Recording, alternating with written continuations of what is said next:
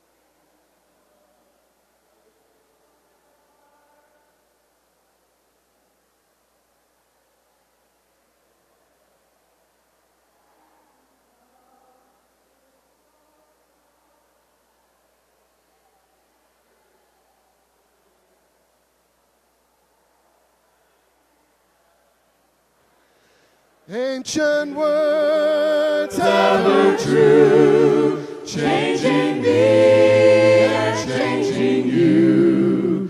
We have come with open hearts, so let the ancient words impart. We have come with open hearts, so let the ancient words impart.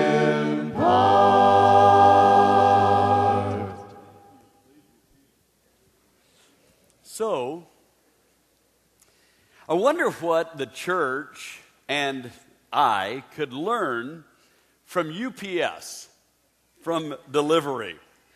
So this is the common scene that we see. But on the next one, there's something a little different, and I'm going to circle it here.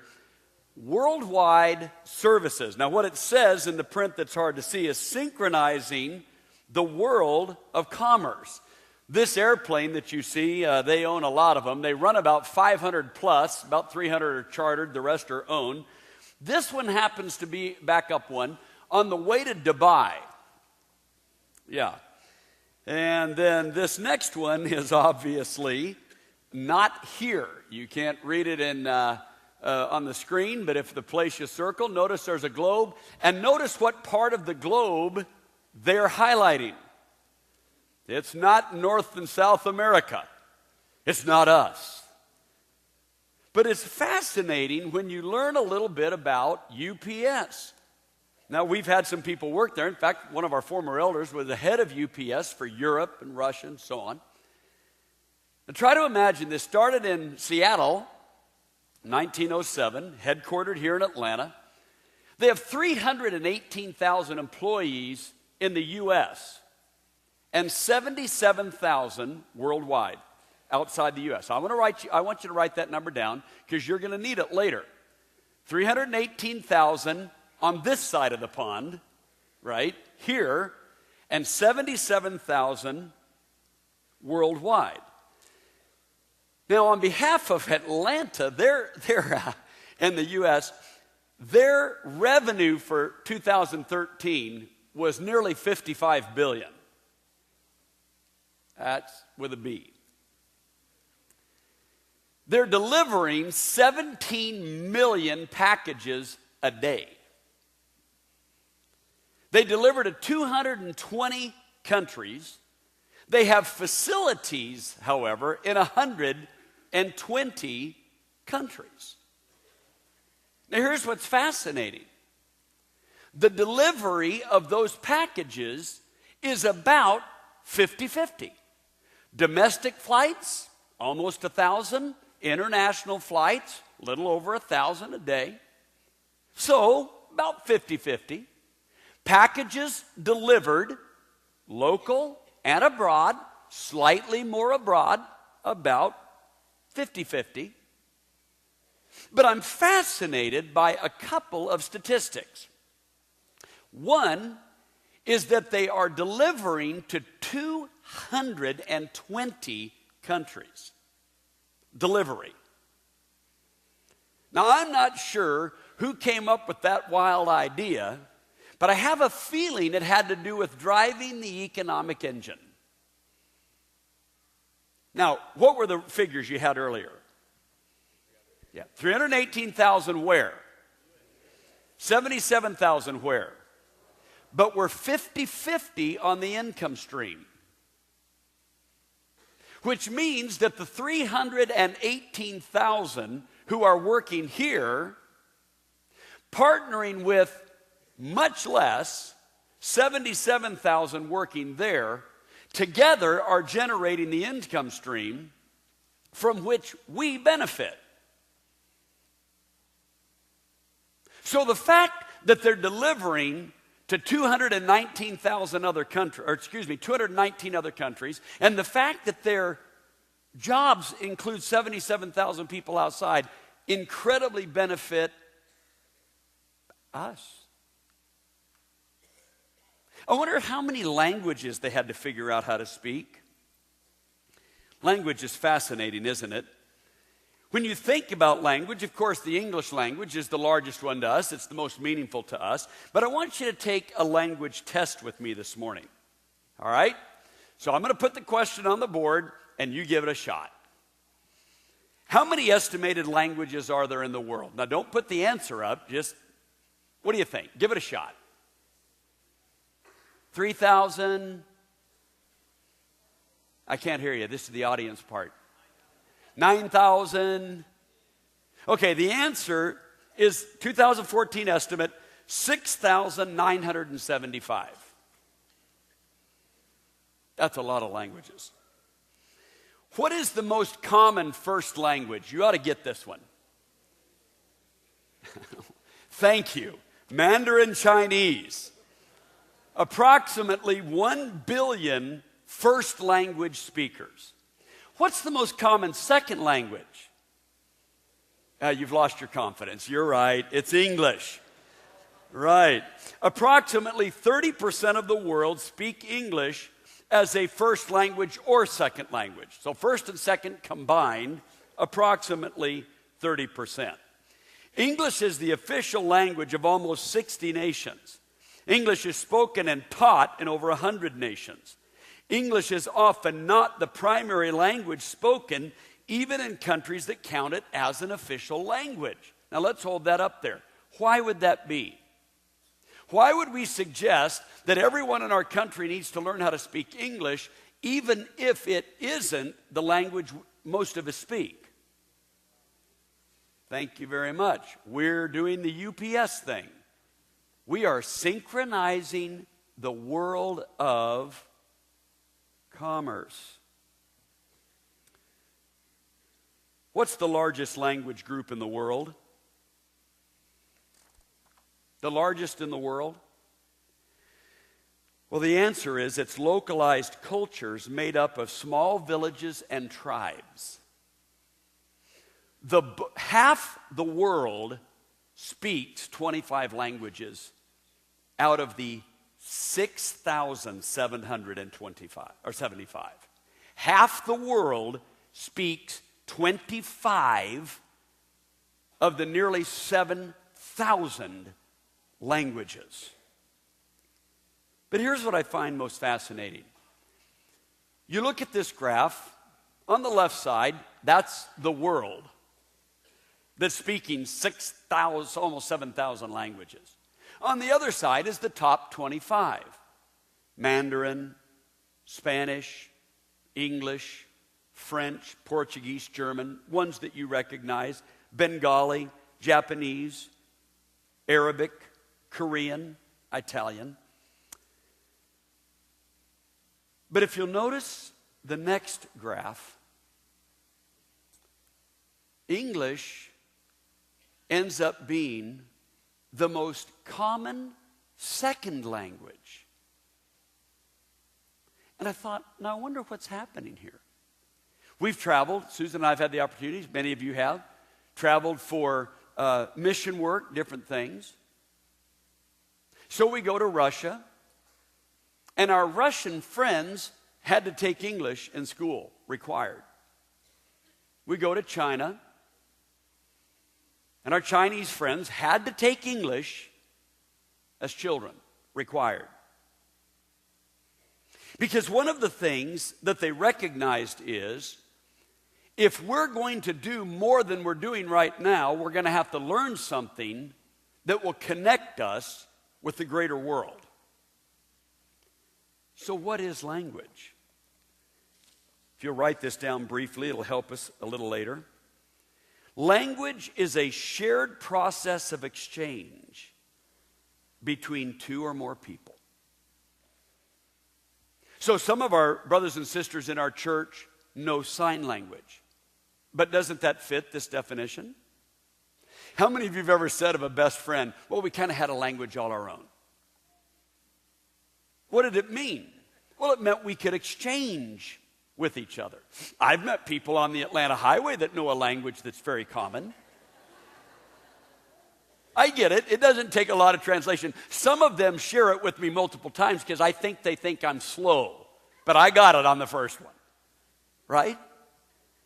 You see, language can include words, actions, symbols, but in the end, it's a shared process of exchanging between people. And look at all the things we would miss out on if we didn't learn language. Can you relate to some of these? When you can't learn language, you miss out on some or all of these things. There are multiple professions that have dedicated themselves to helping people with language. I think it's fascinating. Pathologists, audiologists. Last year at this time, I started having vocal problems. I shared it with our elders. I hadn't had vocal problems since 1988. So we'd done pretty well. But they came on with a vengeance. So I had to go to the doctor. They gave me some options. And one of the options was surgery, which I didn't want to do. One was therapy, what I did want to do. So the therapy lasted for 5 months. And every day, multiple times a day, I still have to do the therapy. When one of our children was young, he had a hard time articulating his words. So he had to go to a speech therapist provided by the school district. People understand that language is essential to life. So what are the roles of language? Relationship, survival, development, and expression. But now I want to look at the building blocks of language. Names and definitions. What do we normally call those? Nouns. Action. What do we call those? Modifiers and clarifiers. What do we call those? And some of you are like, I didn't listen in English class. Right? So adjectives and adverbs, right? And then we've got connectors to put it all together. We're going to use this to study the Bible this morning. Turn with me to 1 Corinthians chapter 13. In 1 Corinthians 13, I want you to look with me at verse 19. It'll be familiar to some of you. Though I am free, the Apostle Paul writes to a group of Christians in southern Greece in the metropolis of Corinth. Though I am free and belong to no man, I make myself a slave to everyone to win as many as possible. So, to the Jews, I became like a Jew to win the Jews. Now, bear in mind, that had to be the easiest one Because what was Paul? He was Jewish. To those under the law, I became like one under the law, though I myself am not under the law, so as to win those under the law. Now to those not having the law, I became like one not having the law. Now let me clarify, he says, though I'm not free from God's law, but I'm under Christ's law, but I did that for what? So as to win those not having the law. To the weak, I became weak, to win the weak. I've become all things to all men, so that by all possible means I might save some. And I do all this for the sake of the gospel, that I may share in its blessings. I need a show of hands of those of you that have studied this passage before. I pull them up higher so people can see it. Okay, so what'd you get out of it? Well, I don't know. Anything new? Probably, I don't know. Well, see, this passage is made up of language. Is it not? And part of the language are the nouns. Now, we have some Jewish people in our audience this morning. We have others that are family members of Jewish families. So for a few here, that noun makes sense. We have some who have researched their family heritage, and they know directly that they are descended from slaves. So there is at least an indirect connection.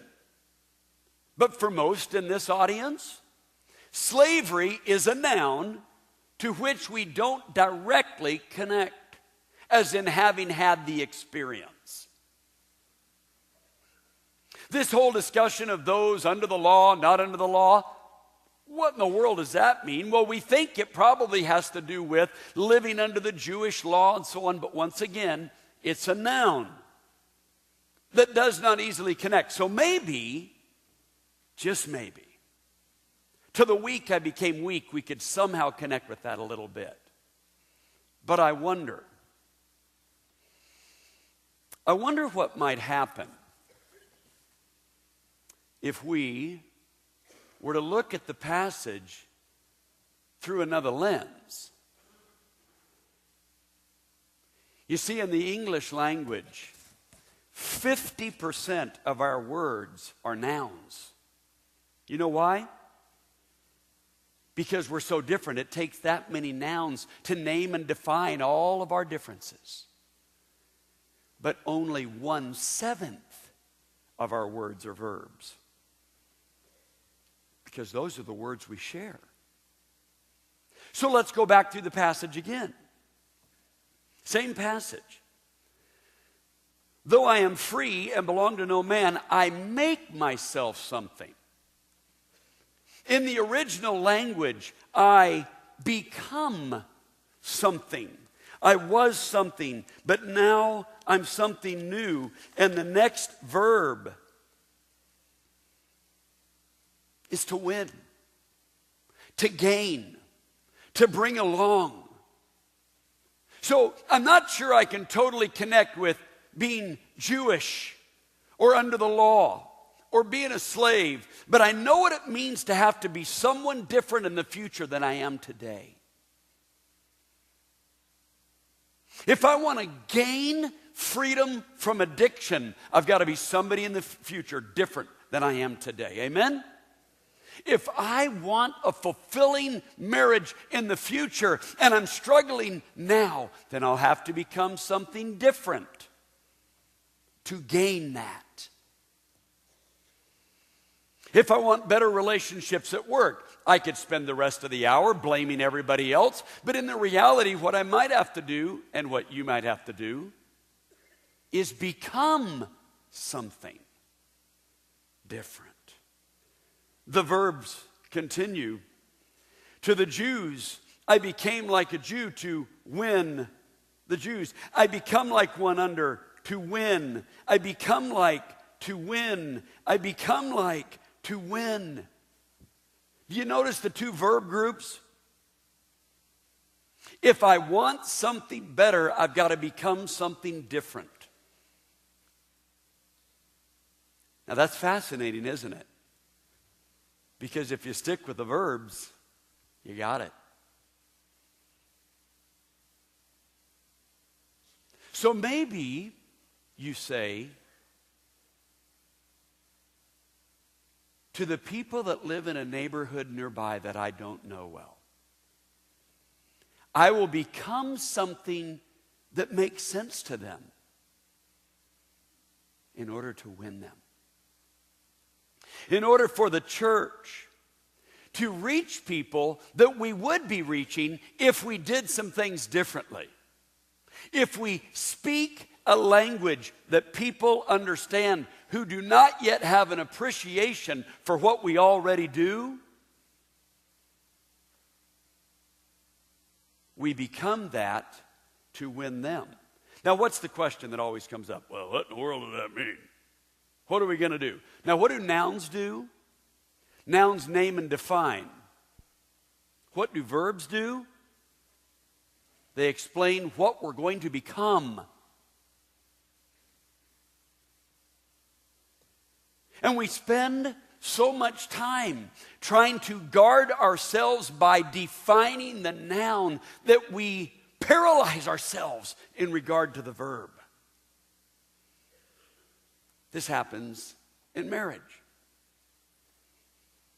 We know things aren't all they ought to be. I can name yours pretty well. I can name your faults. I can name your deficiencies. I can even define them for you if you'd like. And see, the deal is, if you'll accept my definition of your faults, we can get somewhere. And I actually can excuse myself from the verbs until you accept my definition of the nouns. I don't have to take any action until you clean up. I wonder how many marriages go down the tube focusing on the nouns and excusing themselves from the verbs. Do you understand where we're coming from? Well, if my boss would just become this, and this, then if my boss would sit down long enough to accept all of my definitions of my boss, then maybe I could move forward in my job. Well, your boss may not be interested in that. So unless you emphasize the verbs, your boss controls you through the nouns. You're stuck. You can't improve at all because you're banking all of your improvement on your boss getting the nouns. And your boss may not be interested in your definitions. But what if you were to say, oh, I'm not stuck to that. I actually can follow what Paul is saying. I can become to gain. Become to gain. Become to gain. We hadn't been married very long. I don't know. Probably, I think about 48 months. And I went to a counselor. Now, I gotta let you know what happened. There was a language problem in our home. I walked down the hallway. This would have been around 86 or so. Walked down the hallway, angry at Susan, and I punched the wall. Okay. I'm guessing I might not be the only person that's done something like that or wanted to. But where I punched was unfortunate. It knocked a piece of sheetrock loose. It was the cold air return on our air conditioner, which was in the basement. So by the time that piece of sheetrock hit the bottom of that thing, it had velocity. It went through the filter and into the fan, locked up the fan, and burned up the fan on our air conditioner. Now, to me, I think that's overdoing it. I could have got it without all of that. But the Lord thought, oh, no, you couldn't. So I decided I would go to a counselor. So I went to a counselor, sat down, explained the situation. The counselor said, is your wife going to come in? I said, no, I was like this before I met her. Now I want you to think about that. You see, what I understood was her nouns weren't going to get me anywhere. You feel what I'm saying? They're not going to get me anywhere. I got a problem with how I act.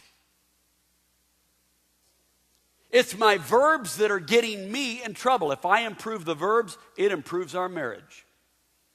And you know what? She doesn't have to change for the marriage to be upgraded. Become something, gain something. Become something, gain something. Church, if we want to gain something, we can't keep resisting becoming something. We can't sit back and say, well, you'll have to define every bit of it until we do it. You know, I find that interesting since God doesn't feel obligated to do that. What did he say to his disciples? Follow me, I'll make you fishers of men. What's it say next? They sat down and said, we need to hear a little more. No, it says they, left their nets and followed him. He said, go into all the world and preach the gospel. What's the next thing they said? We're going to have a schedule here. We need to know who, where, when. We're going to have to set up language schools. No, they went. Until we can get the verbs, we're going to keep struggling with the nouns. Go. Win. Well, what do I got to do? Become. Gain. So I wonder what that looks like. Well, let's go back to UPS. So what's the second most common language in the world? English, about 30%. How many nations? Over 100. How many facilities does UPS have internationally? Just over 100. I wonder if there is a connection.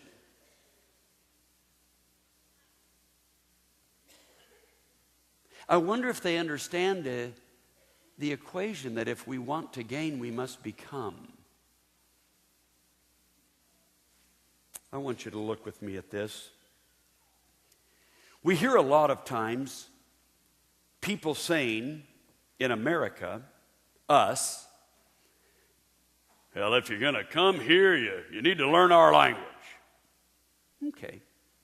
So those stuck primarily in the noun world, the world of naming, see other languages as a threat to their identity. Those seeking to thrive, reaching into the verb world, the world of action and growth, see other languages as an opportunity. They say, if we're going to go there, we need to learn their language. How many of you fear at times that America's youth are not getting everything they need in school to prepare them for the economy that's coming? Shake your head yes, no, or maybe. I agree. 100%. What's one of the things we don't require our students to do to graduate? Yeah, so I have nothing wrong with learning Latin, but how in the world are they going to use that in the world that's coming their way? We'll learn the classics, but there's, other than a few kids who might finally get a job teaching Latin? So I find it fascinating that Russia, listen carefully, a country that, our heart is there, this church's heart is there. We love that nation. We love those people. Even when they're upset with America, what are their kids learning in school every day? English. People are worried about China's economy eclipsing ours. What are they learning? every day. English. So rather than them saying, if you're coming over here, you're going to have to learn our language, what they're saying is, if we're going over there, we're going to learn your language. Do you see a difference in posture? So brothers and sisters, as a church, we must abandon the fear of identity diffusion. We are on the planet with the most important mission that's ever been given to humanity, to spread the news of the gospel of Jesus Christ and to expand the kingdom. And our mindset needs to be, if we're going there, we'll learn the language. Our identity is in Christ. It is international. Everywhere that UPS has gone and does not go, the gospel goes anyway. And how does the gospel get there? By people learning what it takes to exchange. Right? Susan and I have some good friends in Russia. They speak some English. We can ask her to go to the bathroom in Russian. Susan has learned 2 or 3 more phrases, so I depend on her. When our granddaughter sneezes, we can say, "Bustarova." That's their version of blessing. I've got like 9 words in my pocket. And it's fascinating. We go to their house. They've traveled to America, come to our house. With our kids translating, their kids and our kids, we've built this wonderful friendship, a meaningful relationship. There's ways to get this done. We've got to want to get it done. We are determined to get the flock out of the box. And we're going to do it through the verbs. When we stated a few weeks ago about launching our outreach, Love First Atlanta, we said it's about God joining people together in our community to undergo a change. That we're building relationships with others to share the gospel of Jesus. On the 9th of November is the official launch. Many of you are going to be starting the Habitat for Humanity House next Saturday. Together, from Thanksgiving to Easter, we want to donate 10,000 hours in this community. We are going to learn the language of this community. We're going to learn what it takes to exchange.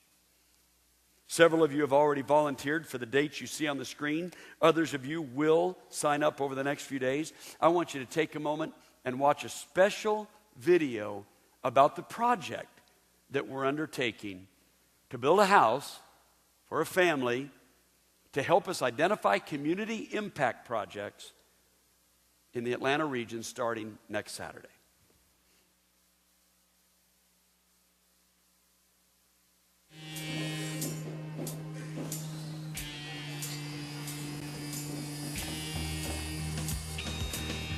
Atlanta Habitat has touched my life by providing me with a home for me and my daughter to grow in. I wanted her to have the same type of lifestyle that I had had, having a home, a yard to play in. Atlanta Habitat has helped me to know that your community is what you make it. Being in a home, living in a community, I see the importance that each one of us makes. By the way, did you know that Atlanta Habitat doesn't have a home of its own?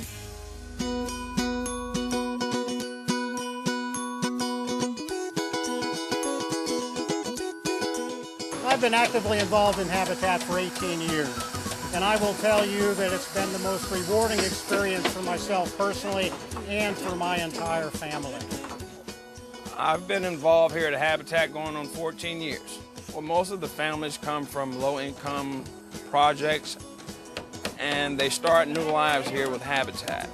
I can take you to areas which are now dotted and lined with Habitat for Humanity houses. The entire community went from failing to thriving. I came to the first build in 1994, and it took me about 2 days to figure out that this program really works. I was at that dedication that year, and I saw the tears and I saw the joy. And from that day forward, I was totally hooked. It's the love of Habitat, you know. Like I said, I get 40, 50 volunteers that knows nothing, and by the time they leave, they know something about building a house. Atlanta Habitat is building between 40 and 50 sustainable, energy-efficient homes each year. Since 1983, we have built over 1,100 homes, serving over 4,000 family members. And we've done all of this without having a home of our own.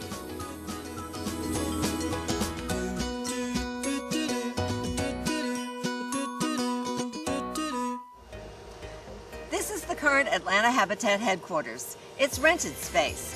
Our lease expires in 2014 and it won't be renewed. So Atlanta Habitat needs a home of its own. Our new headquarters will be just 1 mile down Memorial Drive in the Reynoldstown neighborhood. Still convenient to public transportation and 1 block from the Atlanta Beltline. With larger and more efficient space, Atlanta Habitat will be able to serve more working families and help them achieve the dream of home ownership. This is our current lobby. Yes, this is it, the whole thing. Our new building will offer a spacious lobby with room for photo and history displays, as well as a lovely waiting area for our guests. This is the only classroom in our current building. Yet, last year alone, we held over 100 different sessions here. In our new building, we're going to have 2 very large multi-purpose rooms. They can be divided into 5 separate areas. We will hold events, meetings, as well as classes there. Now we're in our construction warehouse. This is where each member of the construction staff drives their truck in, hooks up to one of the trailers where all the building supplies are loaded to take to the job site. In our new warehouse, we're going to have wonderful loading docks. So each truck and trailer will be loaded outside easily and safely. And the other great advantage is all of this space where the trucks and trailers now are will be available for storage for our building supplies. This is our Restore, Atlanta Habitat's retail outlet store. All net profits are reinvested back into our affordable housing program. Last year alone, the Restore netted over $450,000. Our current Restore has approximately 13,000 square feet.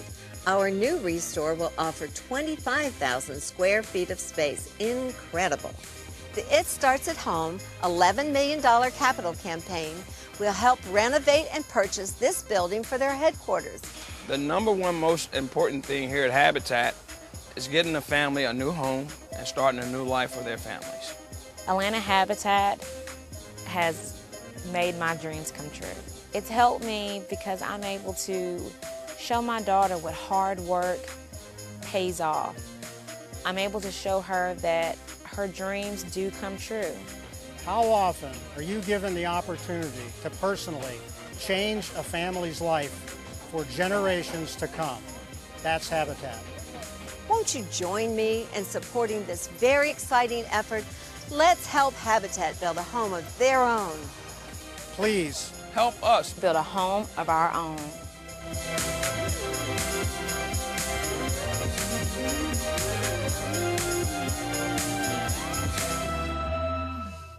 That's pretty exciting. I want you to think about this. 1,100 homes, 4,000 families. Now, sometimes when we see something like this, it seems impossibly large because for every neighborhood that doesn't have a home like that, or does have a home like that, there are hundreds that do not. But we're going to start with one. And we're going to start also on the 9th with at least 5 other organizations in Atlanta. They'll be here on the 9th. You'll get to hear briefly what they do, and we're going to have booths out in the lobby. You'll get to go talk with them, and then you'll begin to process the opportunity to serve with one of those, donating 20 hours over the next 125 days. But during that time, you'll have the opportunity to become something, to gain someone.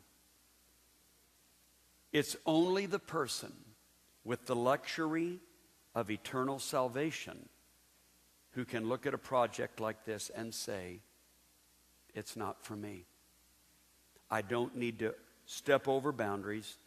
I don't need to be uncomfortable. I don't need to learn other ways to exchange ideas.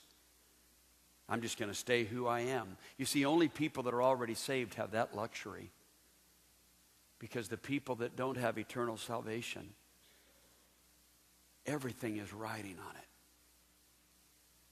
Brothers and sisters, God has called us to follow him out of the luxury of the abundant life he has given us into the mission for which he came, died, and rose again. To that we are called. And for that, we will become all things to all people, so that by all means we might at least save some. Father, thank you that through Jesus you became so that you could gain us.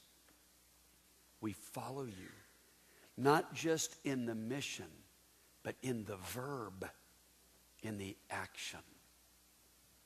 Not just defining what you did, but joining you in it. We come to you for this morning in the name of Jesus. Amen. We'll have shepherds in the balcony. We'll have shepherds down on the main floor. If you want to come to them and say, look, I've been living in the luxury of salvation. This morning my heart is touched with becoming so that we can gain. My life has got to change so that more can happen. Bring that to them. Bring your hurts, bring your victories, as Doug said. Come right now. Share your heart with them as we stand and sing together.